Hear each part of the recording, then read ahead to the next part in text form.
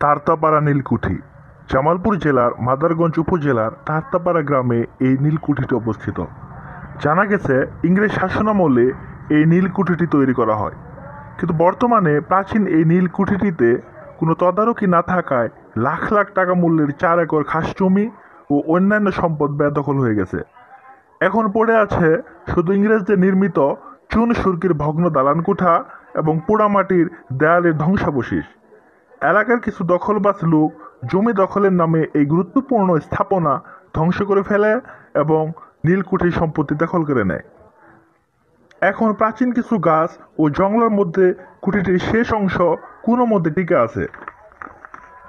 1861 সালে ইংরেজ বণিকরা মাদারগঞ্জের তারতাপাড়া গ্রামে এই কুঠিটি স্থাপন করে।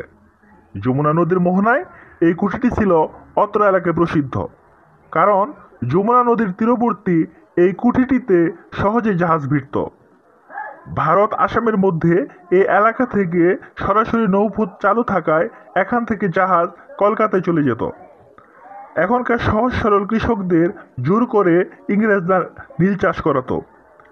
মাদারগঞ্জ থেকে নীল চাষ করে ইংরেজরা প্রচুর লাভবান হতো। কৃষকরা নীল চাষ করতে না চাইলে তাদের উপর নেমে আসতো অকথ্য নির্যাতন। এমন কোনো নির্যাতন নেই যে ইংরেজরা করেনি।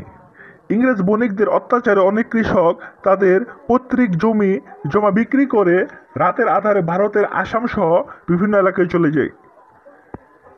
ইংরেজ কর্মচারী এশরি ইডেন নামে লেখক নীলকরদের নির্মম অত্যাচারের কাহিনী বর্ণনা করেছেন।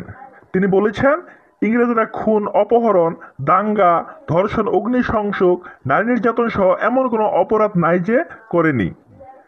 এরই ধারাবাহিকতায় তারা মাদারগঞ্জের অনেক সুন্দর নারীদের ধরে এনে এই কুঠিটিতে অত্যাচার নির্যাতন করত।